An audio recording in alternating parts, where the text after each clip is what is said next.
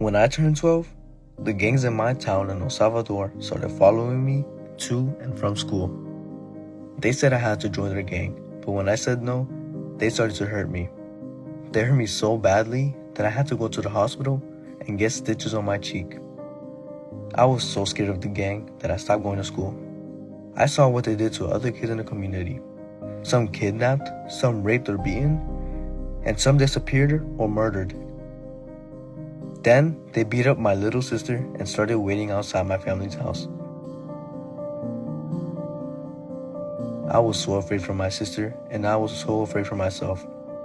They were really scary people, and I knew they could hurt me again.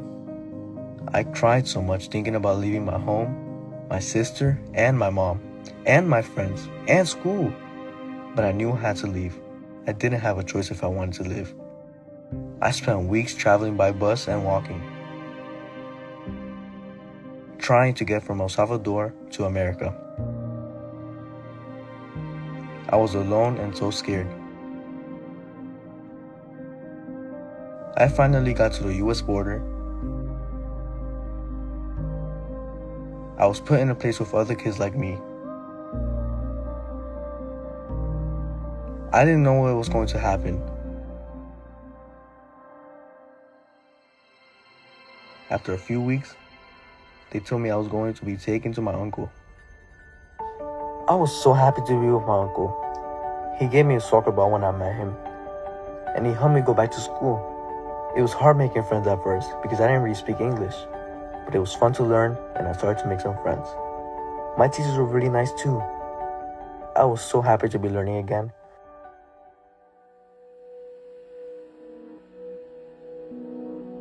My uncle was worried though, because he said we needed help so that I could stay with him and I had to go back to El Salvador.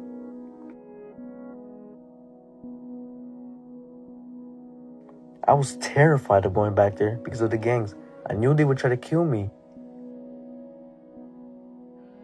He couldn't find anyone to help me, and we were both getting worried. But one day, one of my teachers told me about a group called KIND that helped kids like me. We went to an office where they asked me a lot of questions about life. I remember them asking why I was scared to leave my home and why didn't I go to school anymore. At first, it was hard to talk about everything that happened. It made me feel really anxious. But they were nice and made me feel okay. I got to draw some pictures while they talked, which helped. I remember I drew a picture of a house and me outside playing soccer. They told me that they could help me. I met lots of time with a woman who helped me tell everything that happened to me and why I was afraid to go back. She was a volunteer who wanted to help me and said she knew all about the rules and how to fill out all the papers. She told me that I would have to tell my story with a person who was going to decide whether I could stay with my uncle or if I would have to go back. This was the judge. My volunteer, who was a lawyer, worked very hard for me. I couldn't believe that someone I didn't even know cared about me and wanted to help me be safe.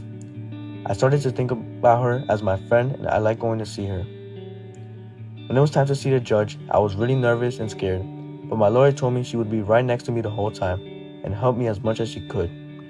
The judge wasn't as scary as I thought she would be. She asked me questions about things that happened at home, but I was able to answer them because I worked very hard with my lawyer to be able to tell them without getting too sad. After hearing my story, the judge said I could stay here. I was so happy I cried. My uncle cried and lawyer cried too.